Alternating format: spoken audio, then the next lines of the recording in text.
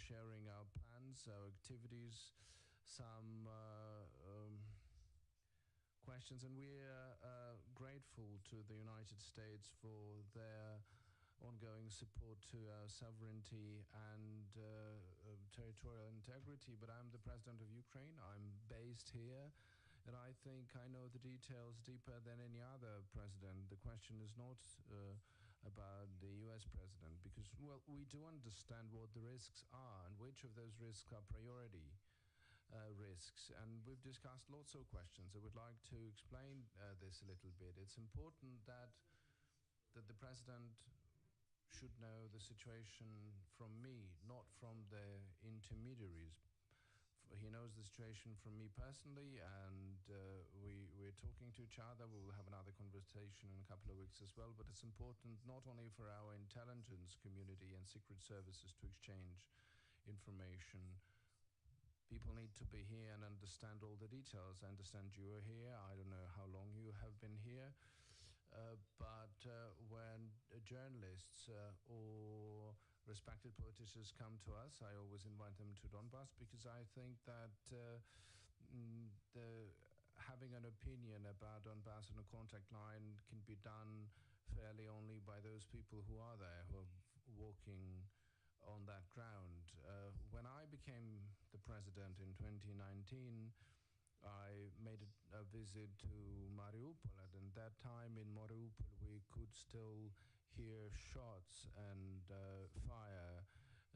We could hear the sound when the wind was blowing towards Mariupol, so it was quite close.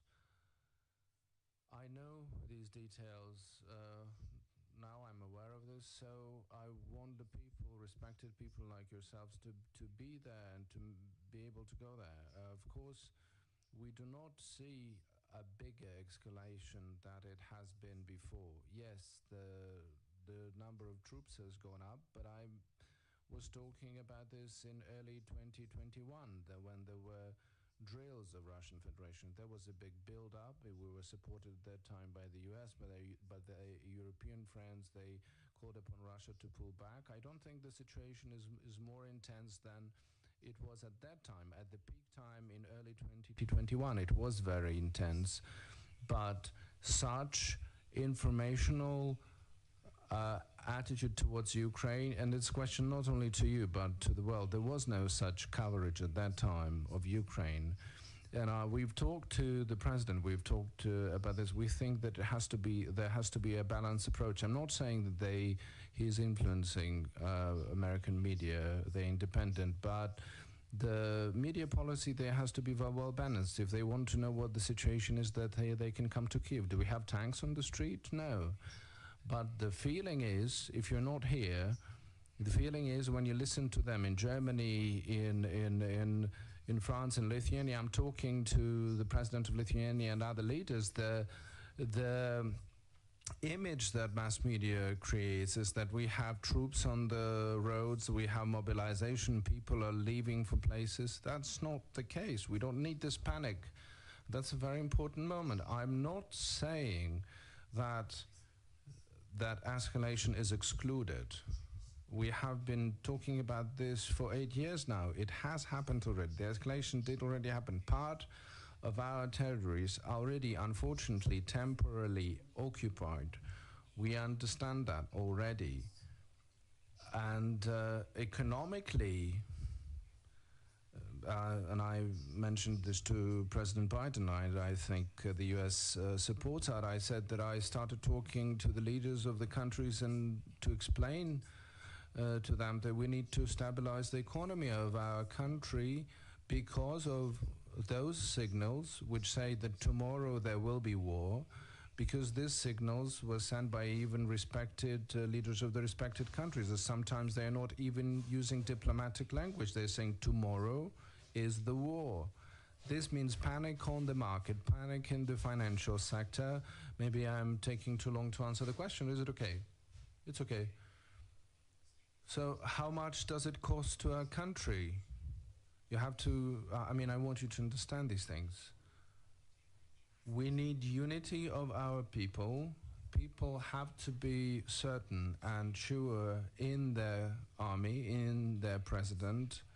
The people should trust their government and their special services. We are grateful for any support, but this varied information from varied sources cannot mislead our country, because this raises economic panic. I just give you the example of how much it costs. We have the record-breaking GDP in 2021, record-breaking number. We have the growth. In a short period of time, we had about almost 6.5 of new investments in 2021.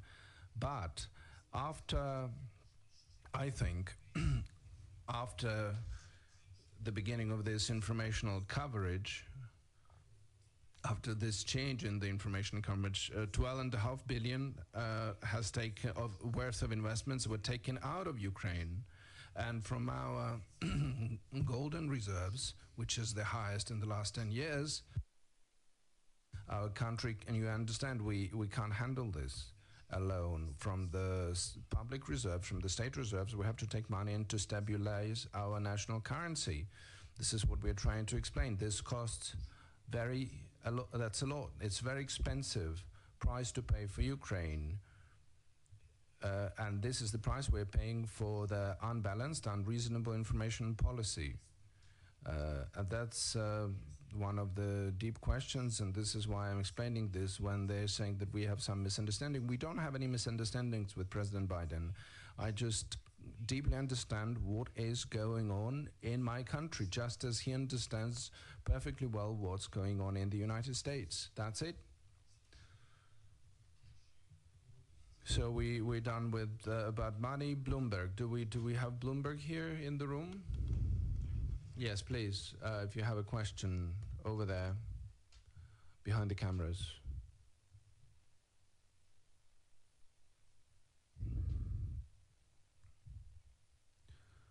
Thank you. You mentioned money.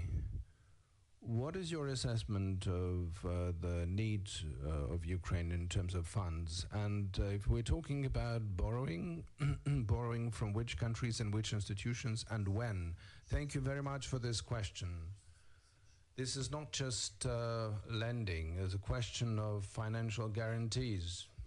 The question is in sending proper, good signals. This can be investments or financial guarantees, which can be provided by a country. It's not even the matter of numbers, just for us to understand how this works. We've talked to the leaders of certain states, of the United States, of Canada. Canada proposed 120 million, and this is the message. This is the signal. I think France will respond. The United States will respond. We asked them for 10 times more than that, and that was our request. I don't know whether we will get the support or not and what amount that will be.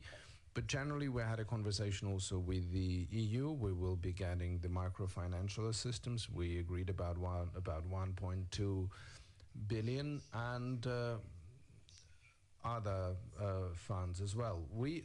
What we mean is sending the signal by different countries, the EU, the United States, Canada, by any friends and partners of Ukraine. And I think that for the stabilization of our economy, we will spend, I think about 4 or 5 billion.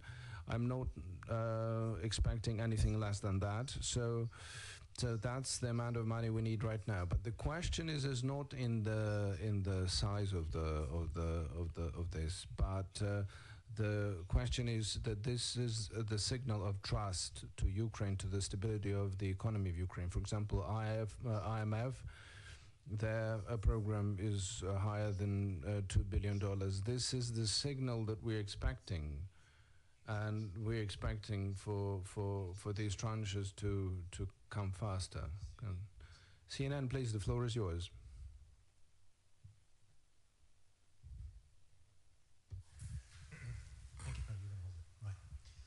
Thank you very much for giving me this question. In your conversations with President Biden, what are you telling him that you need most of all from the United States that it is not doing to help you better confront and deter Russia?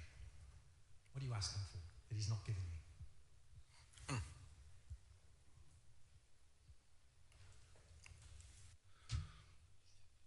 Thank you for this question. I have a good memory of the face. I think we met in Donbass, didn't we? And I think you saw it for yourself. You have seen our courageous people. I think you saw that we all want peace, but we stand ready to protect our country, because I'm not just the president. I'm the husband, I'm the son, I'm the father. We have things that we want to protect, and that's why I'm discussing these questions in detail with President Biden. I want everyone to be on the same page as where I am. So they don't need to love Ukraine as much as I do. You have your own country, but at least I want you to get to grips with what we are facing and the risks and the details. This is why the questions that we have been discussing with the president, by far not the first time, we discussed what are the questions after the event. And this is the question not only to President Biden, where I don't have any separate questions for him personally. This is Europe and many other countries who are talking about this. So there are countries who still mention there are some preventive measures that can be introduced to make sure that Russia doesn't escalate.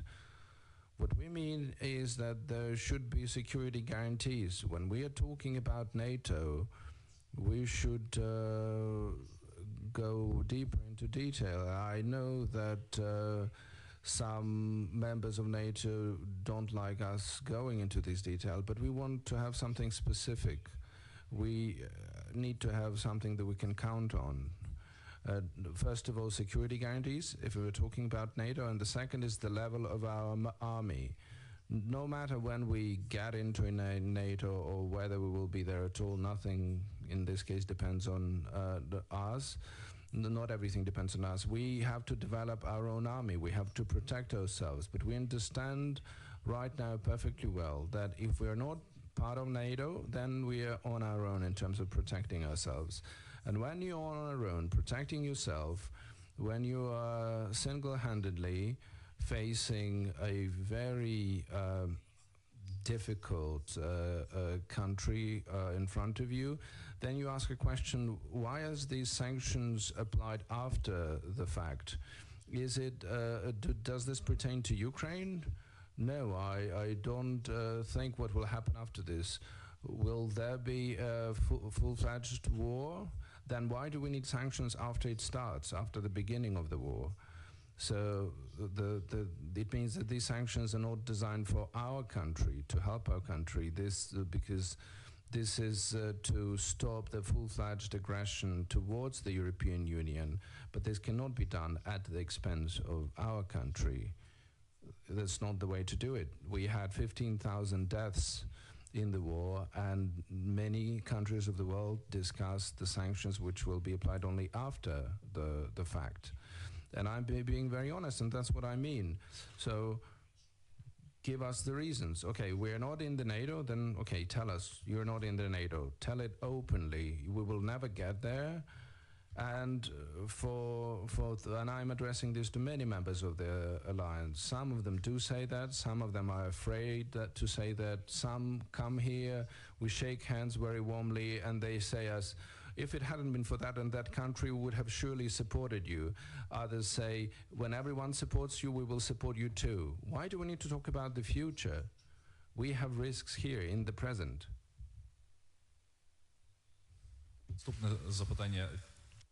The next question, channel 4, over there, second row.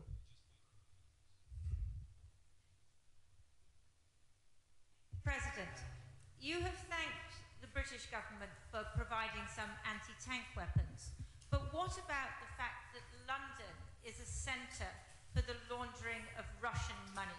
Are you concerned that that will undermine any sanctions, and what do you want the British government to do about that?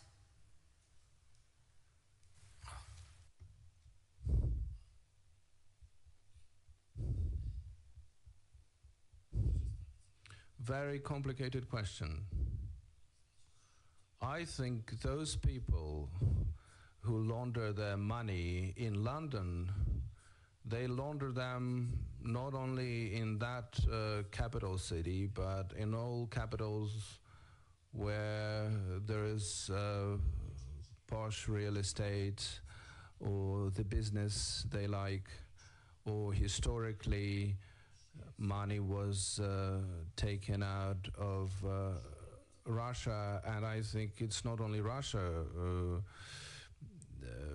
The former Soviet Union republics have a relation to this. Ukraine has a relation to that. Belarus, Kazakhstan. I don't want to offend everyone. That's why I said that it has something to do with all these countries, because oligarchs, well, there is such chapter in the history of the post-Soviet reality. After the Soviet Union disappeared, countries became independent, and apart from independence, these countries received independence, but together with independence they received the oligarchy. And I will be honest with you, we are actively combating this process in Ukraine, and we have achieved quite a result.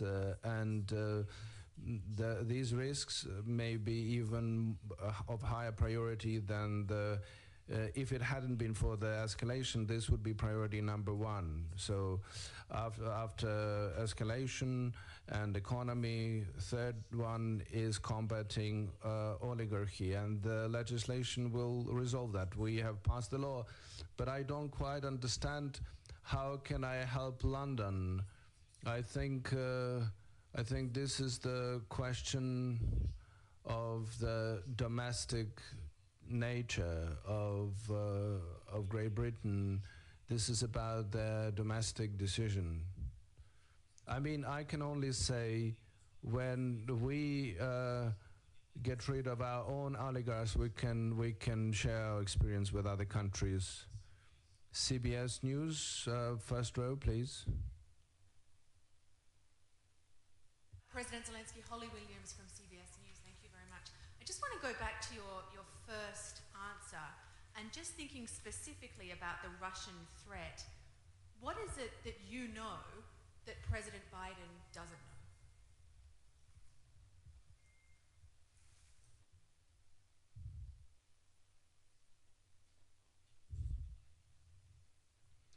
Thank you for this question.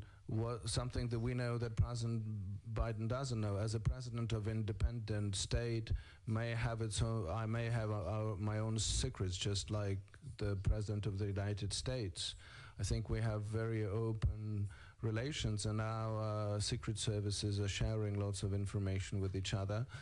But you have to feel the pulse on the day-to-day basis. You see troops coming in and coming back and withdrawing and pulled back, because there's different types of information that is intercepted. We understand how these special troops are working under disguise. They're working in the Donbass and many oblasts of our country. I don't want to sow panic, but we are handling this with our forces. I would like to give you the example. If you look only at the satellite, you will see the increase of troops, and you can't assess whether this is just a threat or just attack or simple rotation. So our professional people, they look deeper into it. We see how they change clothes, how they put the tent, that several brigades came on the border, but we can see that there is no one there. On the slide, they have taken the people back out so just only psychological. They would to make believe that they're there, and that happens closer to the big meetings, Normandy 4, the Minsk agreement. So they're trying to build up the psychological pressure. So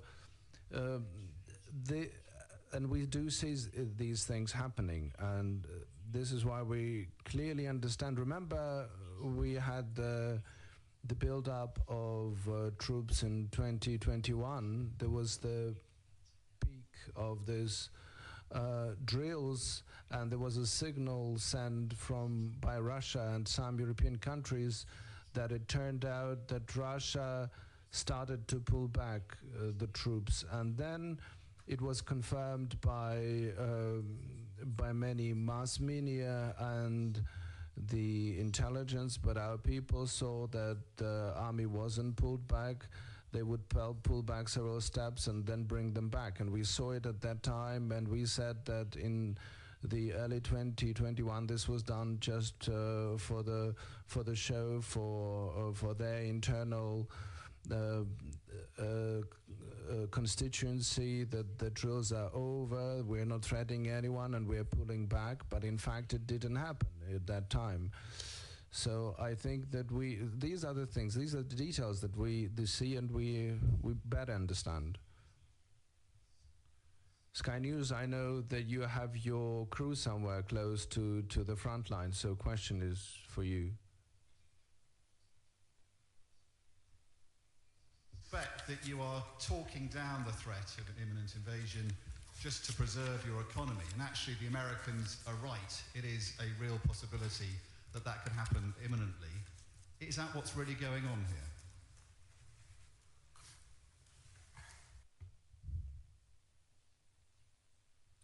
Thank you for this question.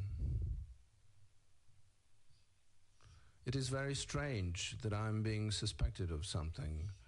I think in my life I haven't done anything to be suspected of things. I think you mistake me for another president of Ukraine. I think, first of all, I'm the human being. That first of all should be the human being, and the second comes the economy. And for me, the question of the possible escalation is not less acute as for the United States and other partners. I'm not managing the country just like as in your film, Don't Look Up. We're looking up, we do understand what's happening, and we're talking about this. We're talking about this with our people. But we have been in these situations for 8 years, so we shouldn't be only looking up, we're also looking on the ground. And for us, it's an important question. We may lose the economy of our country. People come first. The imminence of threat, or the probability of threat, is there. In 2021, it was the same. In 2020, it was less. In 2019, after the Normandy 4, it was even less than that. Day before yesterday, there was a meeting of the Normandy 4 advisors. I think, so there was a meeting. So, indeed, so if it's not just a political theater, and this is very serious, it means that these are steps towards the dialogue, towards peaceful resolution of this process. This is why I think this points to the fact that we have to be very careful in how we speak out every day, every minute, when we are trying to say that the war will happen tomorrow. We can't say that the war will happen tomorrow. Please believe me that the war will be by the end of February, or as they said in November, that the war will happen by the end of the new year, and then they said Happy New Year, but we have new information. The war can happen in January, in February. Yes, it may happen. Again, unfortunately, and let's just put 3 dots here, but not just one full stop, and say, yes, for sure it will happen. because we understand what's happening to people then.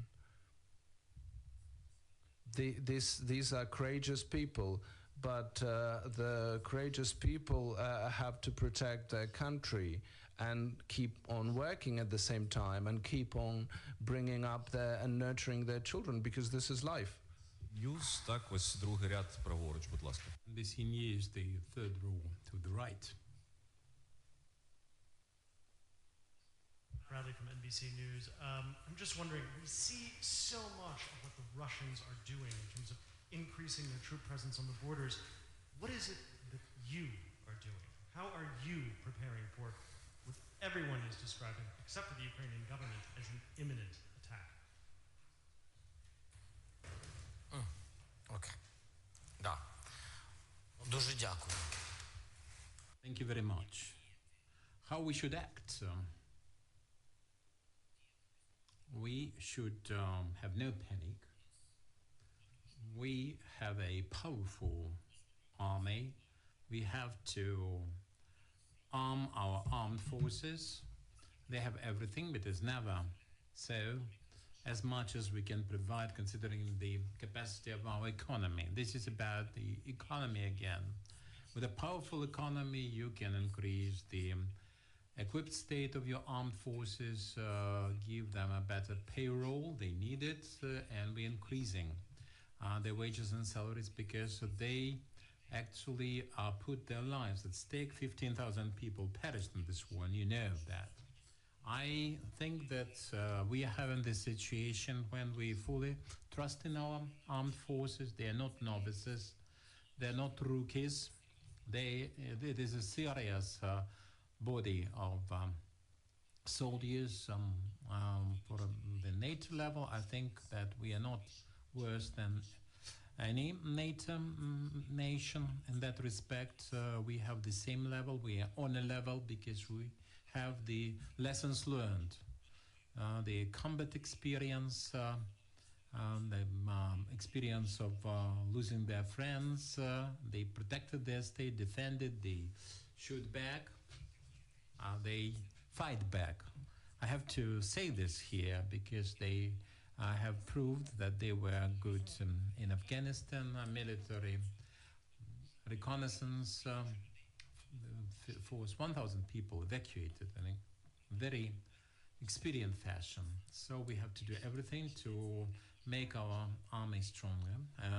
God forbid we have this big war, the morale of our people will also be a defense asset. And people have to work for our state, for its economy, and for our armed forces, which are prepared to defend the state. There's a question from BBC, the second row, please. Mr. President, I wanted to understand directly from you then. I understand, of course, this is a conflict that has gone on for many years. I understand that the threat from Russia ebbs and wanes, it comes and it goes. But could you tell me directly your assessment now of the threat from Russia to Ukraine? And a further question, if I may.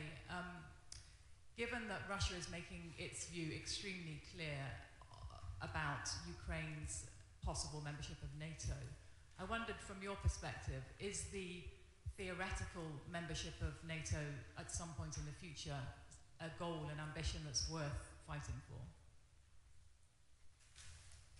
Дякую вам. Thank you very much. Well, a proxy war, and this is the proxy threat, or threats in plural, threats to Ukraine and other countries, also in plural. We are not the only neighbor to the Russian Federation. We are not the only neighbor to the temporarily occupied territories. So with a full-scale war, there won't be just a war with Ukraine or against Ukraine or just in the territory of our state. This is going to be a proxy war, infops, cyber ops. We are trying to protect our sites, but we can understand where it is launched from, the Russian Federation, other destinations, so to speak. Now, if we discuss war with the result of firing, this is one kind of war. This is the 20th century war. We are having a different type of war right now, and we are in this situation. We've learned to protect ourselves, and we are very grateful for the assistance. But we have learned to live with this and develop with this. And that's what I was talking about. But the threat is imminent. The threat is constant. The proxy threat I was discussing, it can be any kind of strike, and there can be any kind of grenade being exploded, and the secret services work to this effect. There are many things, subversive things, many sites. I don't remember exactly, but recently we had this, something of the kind, but we have learned to protect ourselves, to defend ourselves. This is our life. We have to lead, taking it globally, as a global issue that we are facing, protection of human life. There we can raise the issue of NATO membership, the second part, the latter part of your question. And of course, the security guarantees. It's not being defended by somebody else's army instead of our own, but we are talking about preventive sanctions. I talked with the president about that, and many interlocutors. NATO is not about war. NATO is about sanctions. We have to find some preventive measures. NATO is one of such sanctions. If it is not NATO, then point to some other security guarantees.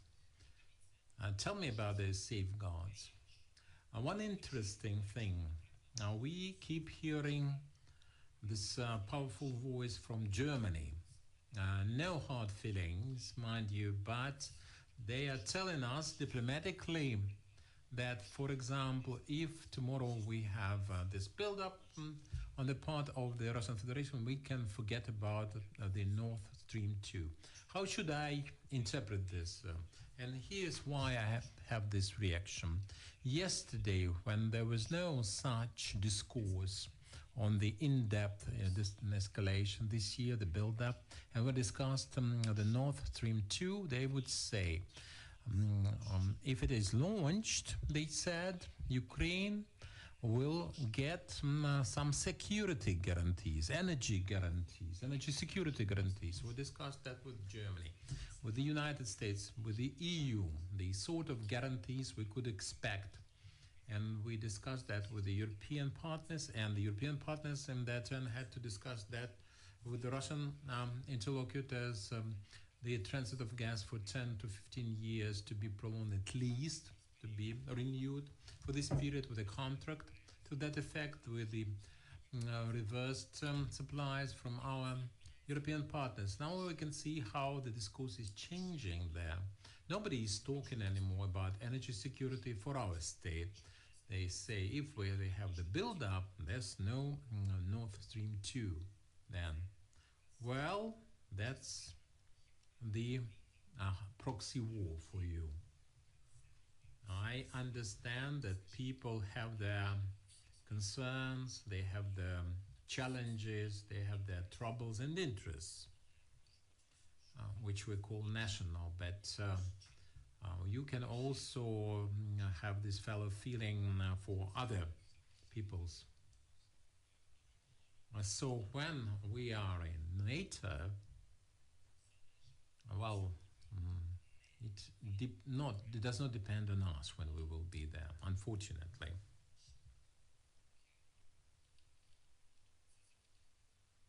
Is this a question? A request? Green Arch from 7 News. What more could major non-NATO allies, countries including Australia, be doing to assist or support Ukraine at this stage?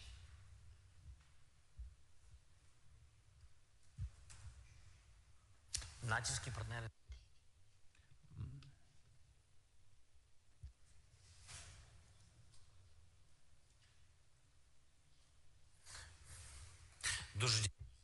Thank you very much for your question. Unfortunately, I have to say that we are grateful for the support already rendered, and I was talking about the financial safeguards. Don't interpret this as some kind of lending facility to stabilize our economy. But we need stabilization for our economy with investments, FDIs coming from some country of origins. This is not for the sake of mere development, but if somebody believes in our stability, in our future, can lend their helping hand, not instead of actually undermining our position. And they will come in maybe for 10, 15, 100%. So it is too early to expect for the income. The income is, the profit is for the future. The income is in the attitude. Talking of Australia and other partners, you're welcome. Invest in our country. Please demonstrate that you believe in Ukraine. In Ukraine, you trust. And talking of NATO, I'm not supposed to discuss NATO in every single answer I'm given here, but we can see no alternatives for the purposes of security. There are other countries, if they are prepared to offer some security option or defense option or some other format of alliance to provide assistance, real powerful assistance at a particularly difficult moment. We're prepared for this. We are working on such options. This is very important, you understand. So with the NATO, I dropped that line somehow, but NATO nations, what will they do? Just to excuse this example, but this is just an example. We are in this difficult situation presently, and that's why you're all here. And we are very grateful to you for your attendance. But if the war happens, tell me please, which army of which country will be prepared to defend us? No army, no country. It's not going to happen. And this is very scary for NATO, because if Ukraine is in NATO, and then, God forbid, something evil happens, they will have to defend their member. And this is a very serious challenge for NATO. But let me tell you this. Some European countries think along those lines, and they count on having no risk with Ukraine as a member. But if there is this big war we have all been referring to here, and the war starts, it will be also at the borders of some NATO nations, for certain. And we can expect some provocations there, because some of those countries used to be the Soviet republics in their day. And are you sure that, can you be certain that if the smaller, in terms of size, NATO members say that we are having a war at our borders, are you convinced that they will be protected, defended, or somebody's going to die for their freedom and statehood? Wall Street Journal, the first row, and to my left. You can see that they need it, right? Thank you so much for having us here. We just heard part of your speech to the foreign ambassadors, and we heard you tell them to keep calm. Obviously, that's your message here as well. I'm wondering, beyond just the talk of imminent war, if you're trying to, if you're at all concerned about some of the divisions that are starting to come to the surface within NATO members, especially as they talk about the imminence of war, and then also their differences start to become more vocal. So if you can talk about that. And if I may, just one more question. U.S. Secretary of State Tony Blinken last week talked a lot about the domestic political issues that you're facing right now and some of the struggles We saw former President Poroshenko in the streets just a few days ago. Can you talk about how concerned you are about that issue and how it's challenging you to confront this threat? Thank you.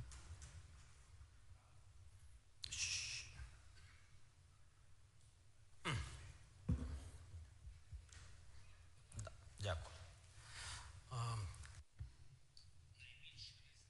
The biggest risk for Ukraine and the biggest risk for sovereignty of our state, and here we are united. I can tell you this frankly. We are united with all our partners, the EU, the United States, the UK, NATO nations. Now, I cannot discuss some specific detail along those lines. You understand, but what is very important is that the biggest risk is to fail to hold the country together. This is the domestic destabilization inside the country. This is the weakest link, or the most dangerous prospect for Ukraine. I'm talking about economics here, but this is just one of the factors. The unity of leadership, trust in the president of Ukraine, trust in the incumbent president, and understanding on the part of other politicians in this country that they are former presidents or future presidents, but they're not incumbent presidents. This understanding, wise, honest, and legitimate, makes our country united and strong. And if we are united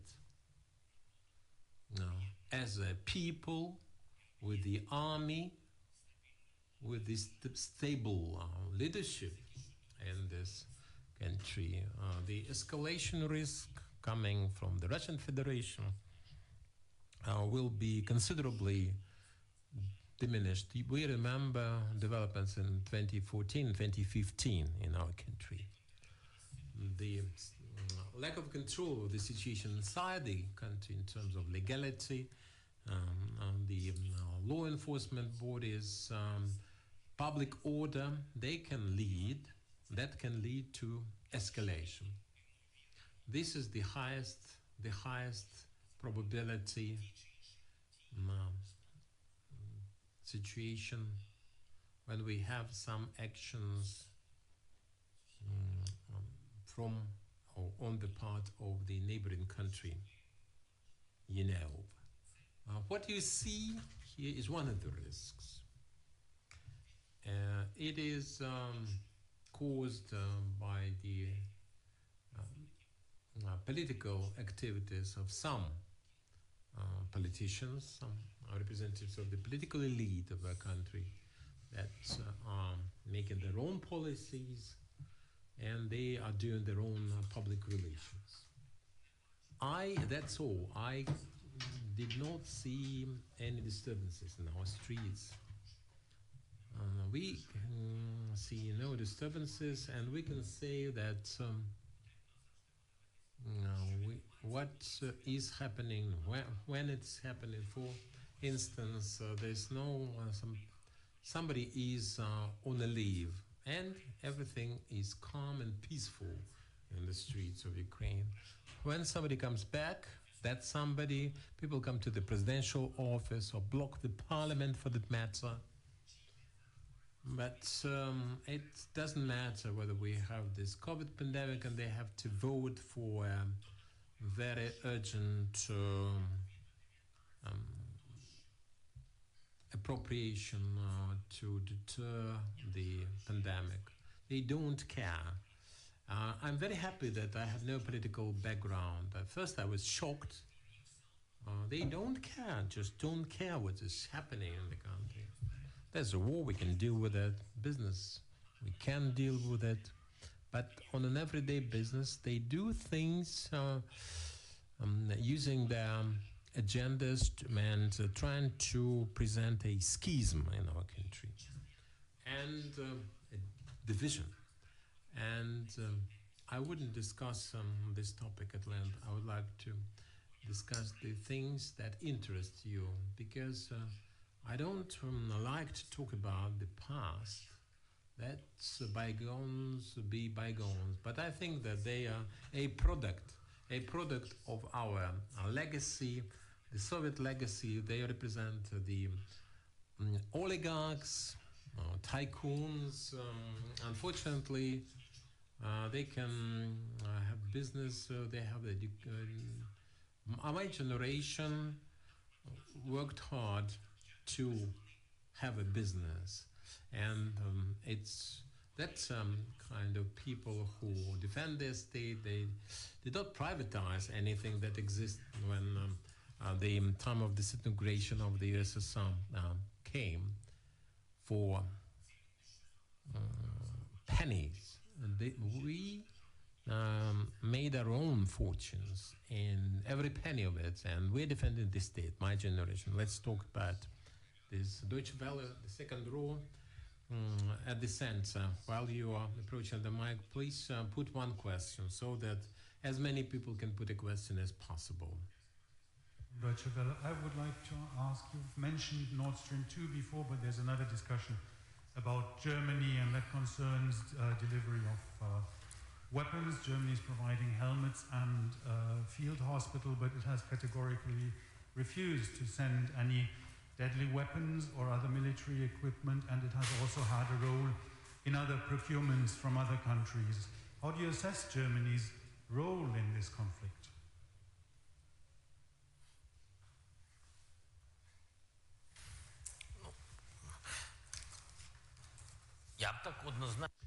I cannot say that Germany is to blame, but because there are several steps and several platforms. Once Germany supported Ukraine, supported on numerous occasions from the very beginning with the reforms, with the Normandy formats. When the war started, Chancellor Merkel made very important steps to resolve the situation. She had contacts with the Russian president to that effect, and I had a special relationship with him. That's the way I see it. And presently we had this meeting.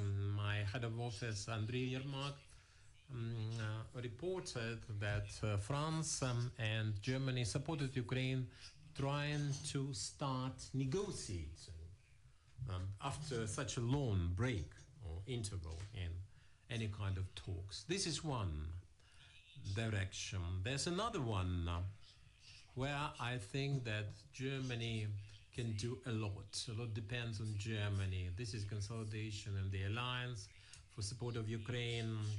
This is the vision, not just in words, but in deeds, as to the membership for Ukraine in the EU. And you should be proud that your state has such a weight and such an influence over the other EU members because of the economy historically. So there are many answers to the question why, but this is on the one hand. On the other hand, you have to understand that we are always aware of all this. We are aware of your influence over these countries. That's why we expect you to help us in that area. For the lethal weapons, this is not the last and the only example, or this is not the first and not the only example. Let me give you another one. With the energy collapse this year, and we had great difficulties, very grave difficulties, because of the blockage of the coal supplies, the troops around us, the panic, no purchasing from Russia, and our coal being mostly in the temporarily occupied territories. And what we have in the territory, we would bring it in from the United States by sea. We needed natural gas because our own wasn't sufficient for that. We know what Russia did in that situation. We are aware of the details. But at that point, we were approached by Moldova, and they needed assistance. Maya Sandu, president said that our people are freezing. They talked to Russia. There was some kind of concession. And when the EU was supposed to provide all the support for Moldova to demonstrate that a new, young and energetic president enjoyed that support with the European vision, seeing Moldova and the EU, but they started thinking about it with the red tapes and some wheels within wheels being considered, but they are freezing now. And we gave him what we could, as much as we could share. We gave her what she asked for. We did not expect things that would happen 2 or 3 months later, and we did it. So this is about weapons. It is very important to help when there's a need for this help, a definite need. This is a serious signal issue. This is a serious challenge presented. I don't wish that Germany or the people of Germany, I don't wish that you feel in your own experience the same thing around your borders like what we have. I would never wish this for anyone. And I once told Chancellor Merkel about the Nord Stream 2.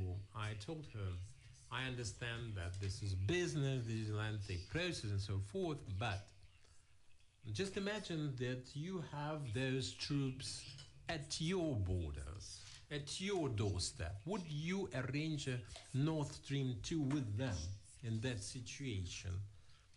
So where's this contact line like we have in the Ukrainian Donbass for business and reality? Where's the contact line?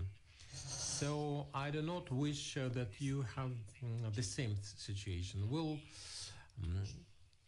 get out of this with flying colors, I'm sure, but I would never wish this for you. But if you have been in trouble like this, we will help you. We'll be there for you, I can assure you. Fox News, closer to the line here. Mr. President, thank you very much for having us, and thank you very much for taking my question. I want to talk about 2 individuals, 2 questions. Number 1, President Biden. You've been critical of what some of the things the U.S. has been doing. You've been supportive. What is he doing wrong? What is he doing right? What do you want to see from him? And the second person, we've been in this long session, and I haven't heard this name once. It's kind of central to everything. Russian President Vladimir Putin. What does he want? What does he want to get out of your country? How can you deal with him? What kind of a threat is he? So, President Biden and Russian President Putin. Your thoughts?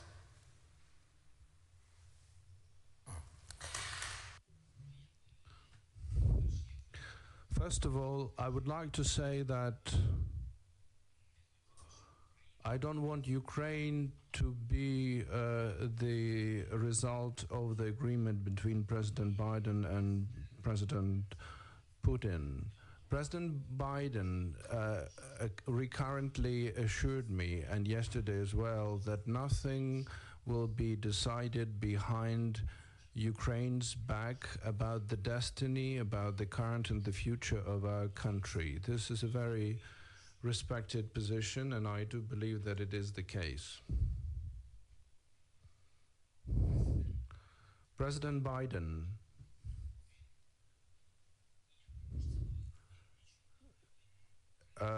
doesn't owe anything to Ukraine. I'm not being critical of President Biden. I'm being critical of anyone and myself as well. We live in the present day, we fight in the present day, we survive in the present day, we want to bring back our territories, we want to stop the war. I'm not being narrow-minded. I see these things. I see these things in the broad daylight. We've lived here for 8 years in this. We know Russia for much longer than 8 years. We know that. And there are people who support us on the other side as well. And this is why many of these doors I'm talking about are closed. But as a president of Ukraine, I need to knock on all the doors, the doors of all leaders, and propose different formats, propose different platforms for agreements. Not only the platforms where we can get the result, but at least to start the talks. Because when people are talking, there are no places for weapons there. That's a good start. So what the President Biden can do, I don't know whether he can do. I would like to believe he can do that, and that he will succeed. And that is to have a negotiation platform between the US, Russia, and Ukraine. At least this would be a parallel process. I'm not saying to choose between this and the Normandy format, but again, we have to knock on all the doors, talk to each other, look for common things, start the dialogue, and stop for a minute and talk about the humanitarian things, talk about NATO, about risks. Some want to go to NATO, some don't want to be in NATO, but what do you propose as instead? How do you ensure energy security for Ukraine? These are related things, related questions, and I would like very much for President Biden, and I would like that, and he knows that. Each time we talk, I'm proposing different steps that could come from our country. I don't want to go into details of this. These are on the starting levels, but we are talking about this with him, and I do believe that he can help us, because the United States is a big economy, is a big country. That's why. And what did you ask about Putin? Hi. What is your feeling about President Putin? What is he up to? What does he want? How can you deal with them? What is the danger?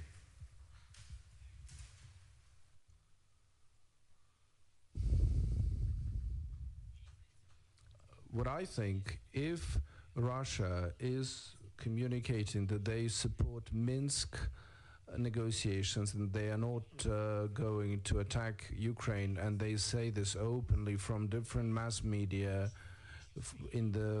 with the lips of different political statesmen, at least they could show some steps to prove them true. I mean, why do you need so many soldiers there? Why do you need to have these drills so often? I mean, why drills? They can do everything. They have a powerful army. Why do you need drills to happen specifically here on that territory, on that border?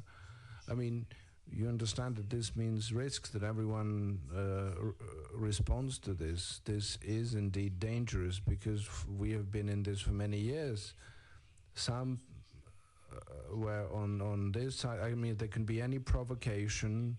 There is a big, just the mere fact of accumulating troops is the big risk. Even if you're not going to do something, it's still a high risk. It still may happen. Why are you doing this? To threaten? What is this sadomasochism? What is the pleasure of this, of someone being afraid? We are not afraid, but there are people, ordinary people who live there, who live in their houses. They are not military people. Why? What's the point of this? Why? Just to put our economy flat on the shoulders? That's impossible. I mean, they're big people. We are big people. 40 million plus is a lot. We have generations growing up who will remember these things. They will never forget. So, specific things. Concrete things. If you have a question, let's sit down and discuss. I mean, I think the foreign minister of Russian Federation recently said again that if the president of Ukraine wants to negotiate and agree, have him come to the St. Petersburg or Moscow or Sochi. Well, first of all, why, and then he says, but we can't discuss questions of Donbass there because this is internal Ukrainian issue. So why invite in this format, this way, for the person to disagree because of the way you put it? I mean, you are an adult, you are grown up. Why do you do it like that, in that manner? So, I mean, you have nothing else to do. Why are you proposing things that won't work? So it means you don't care whether the person has died on the border or not today. So it's just blunt cynicism, high level. That's it. I mean, how can I not talk about Donbass? The whole world is talking Donbass, and I, as a president of Ukraine, shouldn't care about what's happening on my borders or on the borders on the contact line? And how can you offer me something like this? What for? But I do want to meet. I'm not afraid of any format of the meeting. Bilateral? Okay, I don't care. I'm ready. Why do you need to invite me to Sochi, of all places? For me, what, to ski there? I mean, what are we talking about? This is serious things. Okay, let's meet in Odessa. Let's swim in the water there, in the sea. I mean, it has to be serious. People don't understand the value of the human life, and that's what it's about. I do support the serious dialogue. We have lots of challenges. We have lots of questions. Okay, let's not discuss all of them. Let's take one, any. Okay, the exchange of prisoners. Why do you care? Are you getting satisfaction from people sitting there in prisons? Like, what's the point? What is your historic victory in this? So you will be in the history because people were kept in prison there? Why? I mean, I think this is the wrong position in the first place. It is fruitless. It's about someone willing to break someone else, getting the result you want. The life goes by, and the minister, their minister, is not as a young person, and the life goes by, and new generations come. We need to agree. We need to negotiate.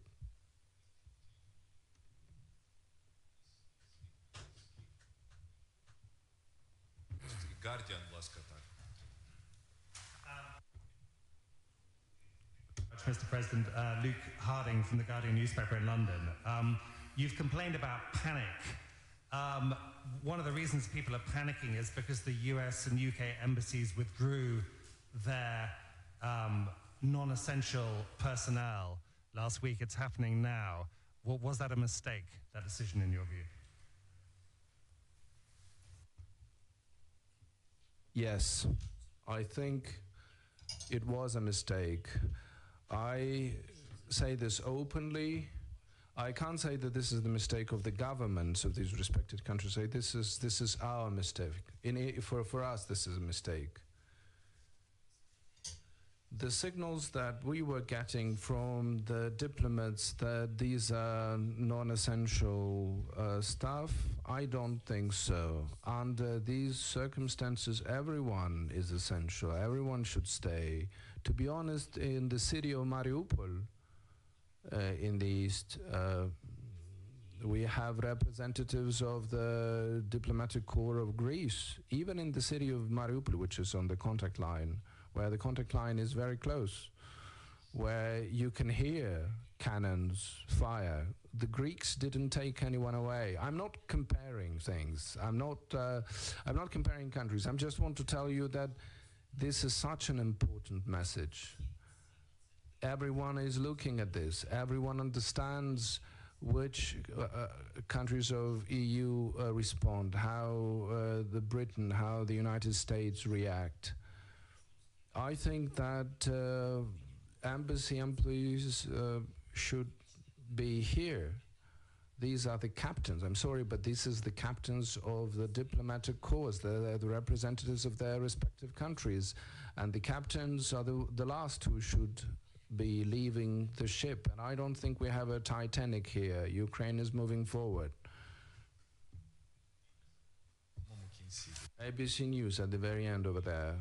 And dear colleagues, it's over an hour, so we're coming close to the end, just to warn you. For being patient with us all. You began by saying that you know the details better than any other president. So I'm interested, where in your judgment do you think the White House and the Pentagon are going wrong? And one other question, if I may. If you're wrong, you wouldn't be the first Ukrainian president to underestimate Russia. Have you thought about that prospect? Thank you.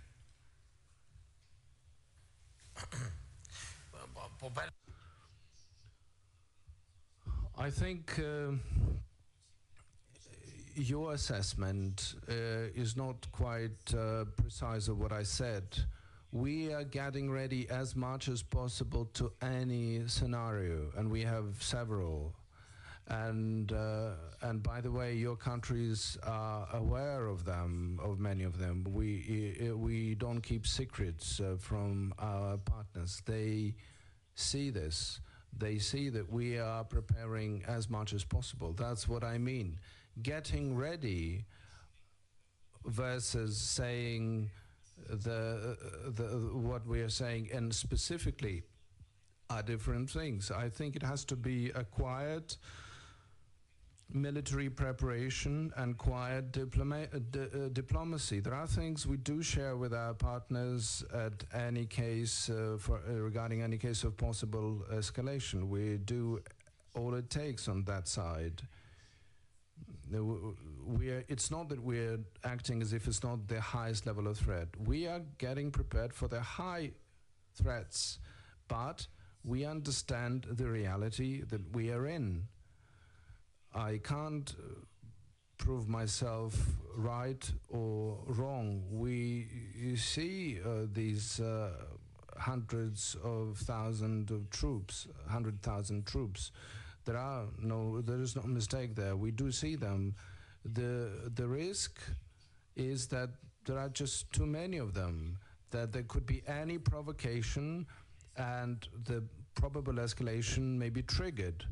Accidental provocation or non-accidental, as you may gather, it wouldn't matter if there are casualties, and we may lose lots of people. And I don't think that it will end up as it did back in 2014, because first, we didn't have this kind of army at that time. And second is that people's perception at that time was a bit different. Now, firstly, everyone is very patriotically, has a very patriotic mood. Then secondly, everyone has seen what has happened on the temporary occupied territory, and they all perfectly well know that this is not what they want. And this is why I'm saying this is the high risk, because it wouldn't be that someone will just take a bit of something. It won't happen that way.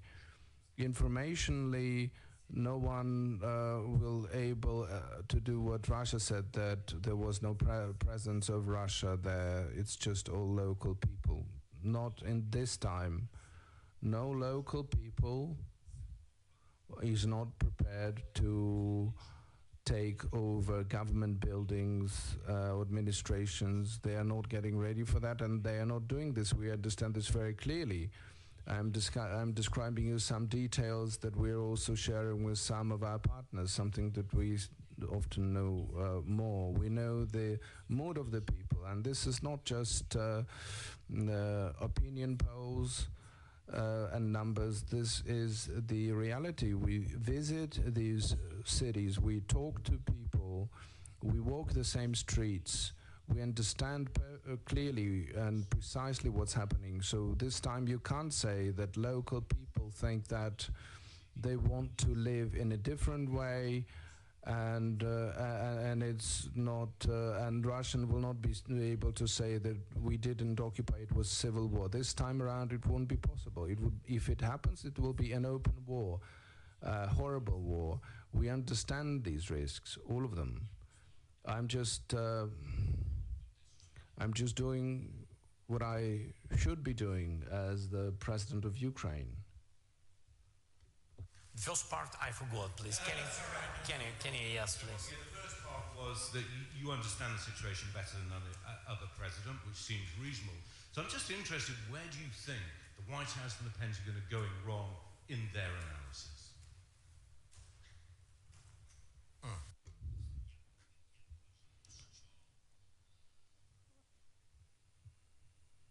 I don't think that the White House is going very wrong in their analysis.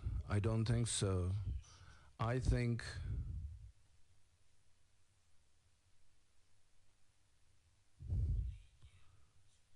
that they are participating in this informational situation that is created around our borders. And because the White House understands that there are risks, they keep articulating this, they keep supporting this theme, this topic, and they make it as acute, as burning as possible.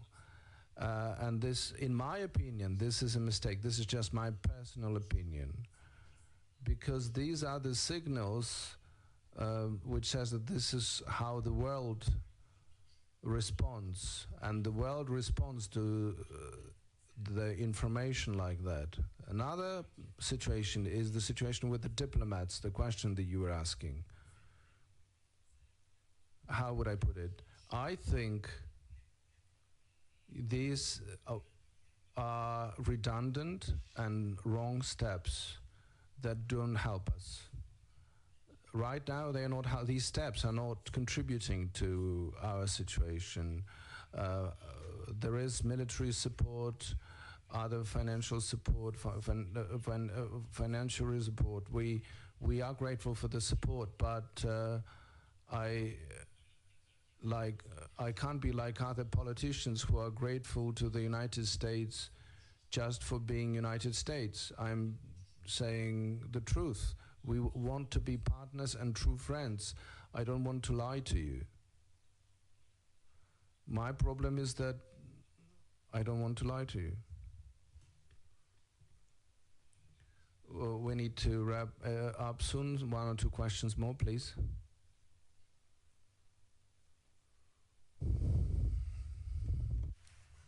Привет, Mr. President. Crystal Gamassing, Global News.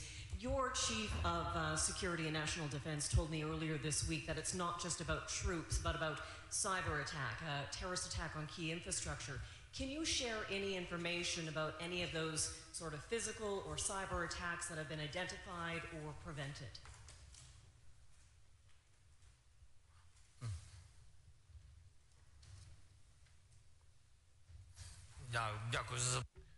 Thank you for the questions. We have had quite a number of cyber attacks. We have prevented those, and we did manage to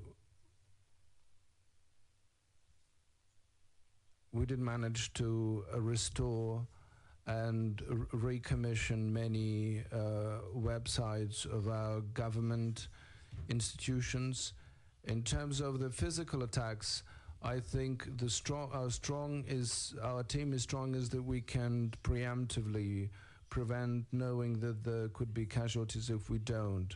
Some of the processes on the streets that should have happened, our Secret Service have prevented very strongly, and our law enforcement has worked very well. We understood that there will be very strong provocations. It is true, and it was well done. I can't give details on how our guys worked in this case, but we can see that this was without casualties.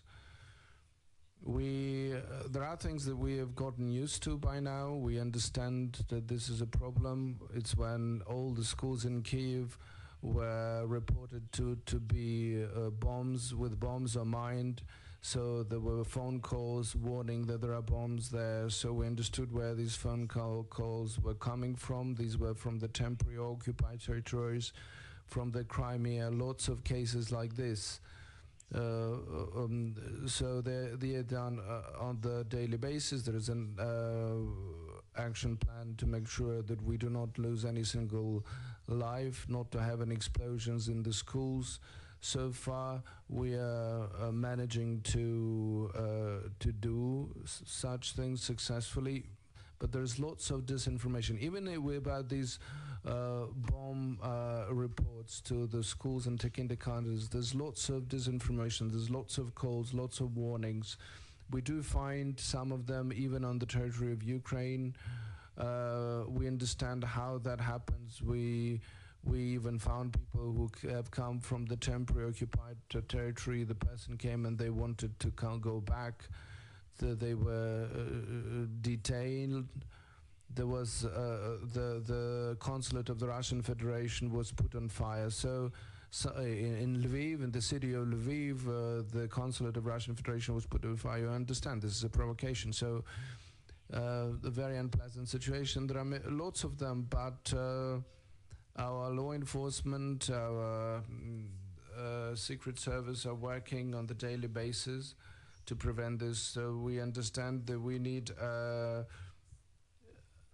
that they need provocation every day to disbalance the situation inside Ukraine. So the last question, this road to ABC News, please, center. Second question. There are all of these negotiating diplomatic tracks that are ongoing. Some of the most important ones, Ukraine doesn't even have a seat at the table.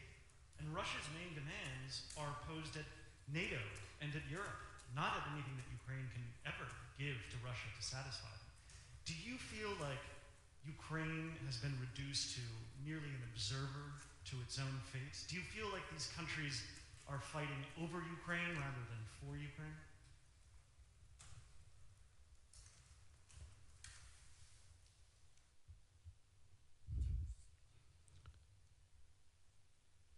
Thank you for this question. You know, I don't know about all negotiations, although I possess quite sizable information about official and unofficial meetings of the leaders of the countries.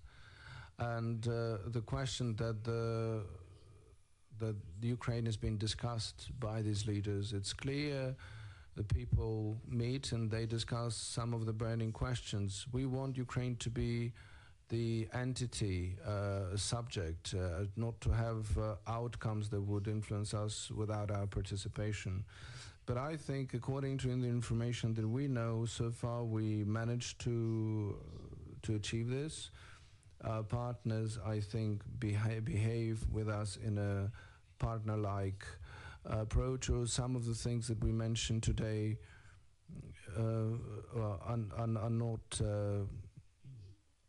completely clear to us, but nevertheless the question is who we are and how we feel ourselves to be and where are we going, and the most important is the certainty. And I am absolutely calm when I say that Ukraine is an independent state, it's a respected state, and the decision will be with the people of Ukraine. No one will decide instead of us. Even if these leaders agree about something, I'm sure that these agreements will be illegitimate and temporary in nature. Thank you, Mr. President. Thank you, dear colleagues. I do hope that you will receive all the answers to your questions, and thank you for your interest to Ukraine.